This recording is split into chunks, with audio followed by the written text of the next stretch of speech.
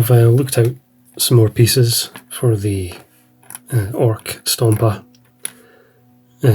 including this really good big faceplate thing to go in the front of it. These items have all been varnished with a spray-on gloss varnish, and we're going to try out this Green Stuff World chipping medium to do some weathering. So I'll use the airbrush to do this, and do two coats should be enough, and see how it comes out. Okay, so I went ahead and sprayed them with the chipping medium, did 2 light coats, and then I went with the Model Air White by Vallejo, which went on pretty good for white, worked quite well. So I haven't had to leave them dry overnight or anything, just pretty much straight away getting on with seeing how the chipping medium works. And you can see the sort of effect there. I think it works really well with white on top of that rust.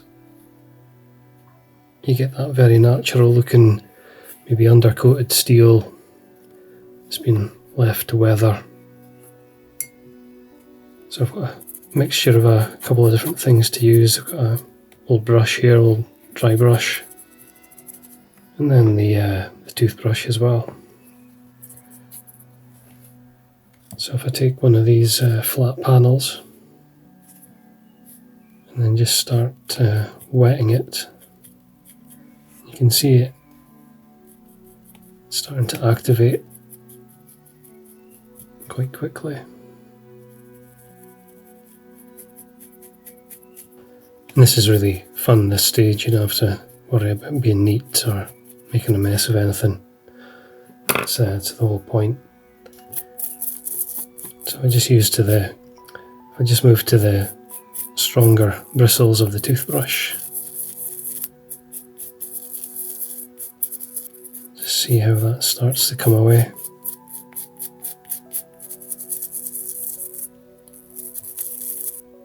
That's a really good result. I really like that. I mean, you don't want to wash the whole lot off. I'm going to leave some of the white. You can see that that works pretty well.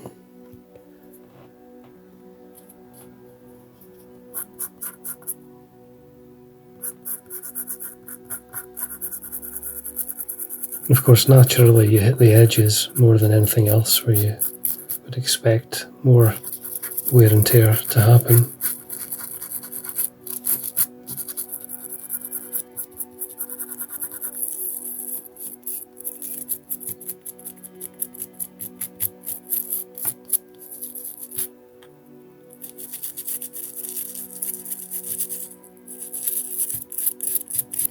Yeah, that works really good. It's a great effect. When I sprayed the white on, I didn't go in too heavily. It was just one pass really with the airbrush. Obviously reliant on you having an airbrush to do this.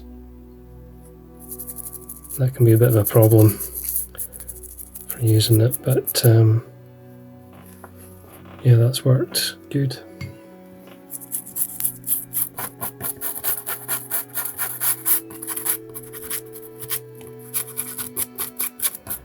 And just to point out, if you haven't watched any of the previous videos in this particular series, you do need to, after painting on that rust layer, you do have to have that gloss varnish in place, because as you can see there's quite a lot of scrubbing and scratching going on in terms of taking the paint off, and if you don't have that gloss varnish layer there, you end up just scraping through to the bare plastic. Okay, now for the large orc mask or face. I think in general I'm going to work from top to bottom in terms of a direction.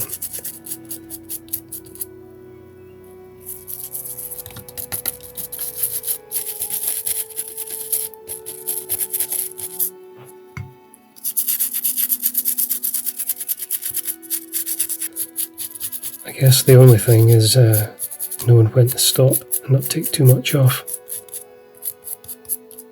I want that kind of mixture of more worn areas and less worn. Okay, so we'll let all these dry and then we'll take a look at the result. Okay, the parts are now all dry, and as with the other parts I've done, I'll treat them with an enamel wash, just the same neutral grey I've been using on the other pieces. But so far they're looking really good, so let's see how this looks. And as before, heavily thinned with enamel thinners.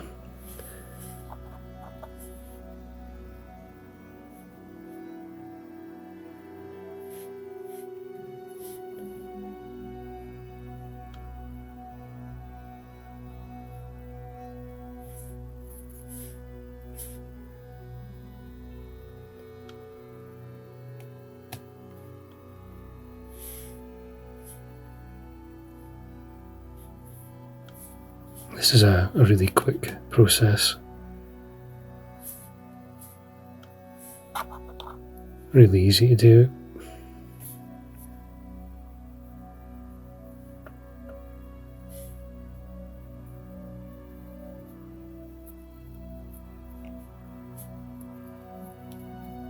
Really love the design of this piece.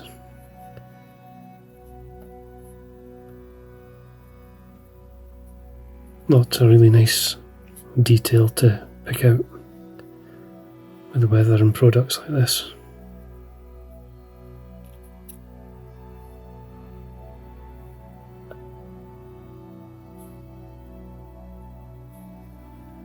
And I have been keeping it in a kind of vertical orientation, just so anything that happens to runs down the way.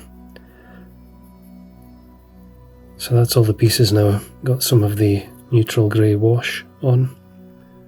So just a case of letting that dry and seeing how it looks.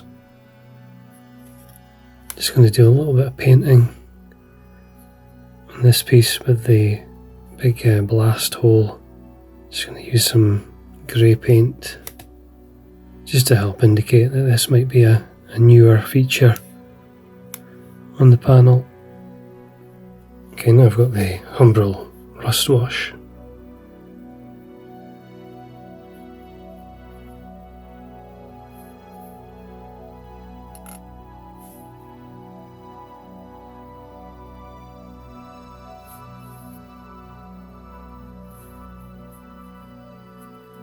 I'm just going to apply some here and there. I'm not going to go over the whole thing, because as you can see it will change the colour.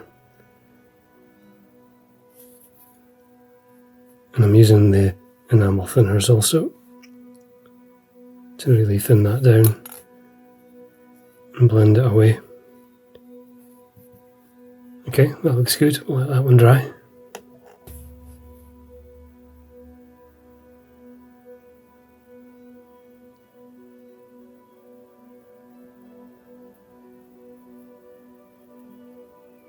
Basically just using up the last of the enamel wash that I've still got,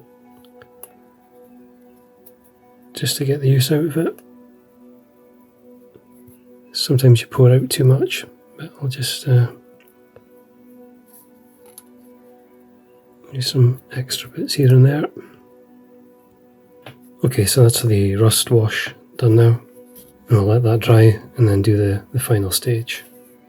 And the very last step is to use some of this metal pigment, and I'm just going to use my finger to dab a little bit of it on.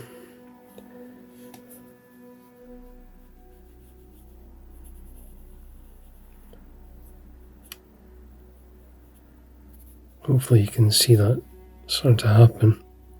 You don't need to add much. But it does add a really convincing metal finish to some of the sharper edges.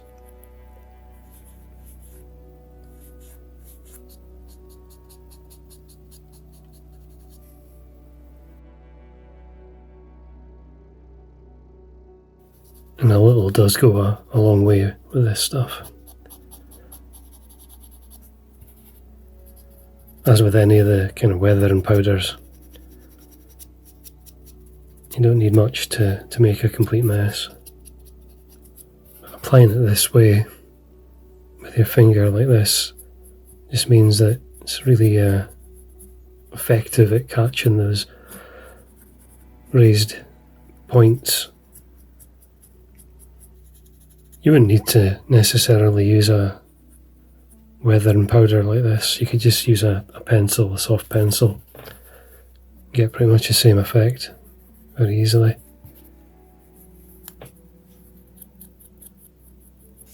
So that's it, complete. Really happy with how this stuff worked. I think the chipping effect's really good, really convincing, and when combined with that couple of other techniques and the rust layer below, looks really good. So that's another set of items in the experiment done, and thanks very much for watching.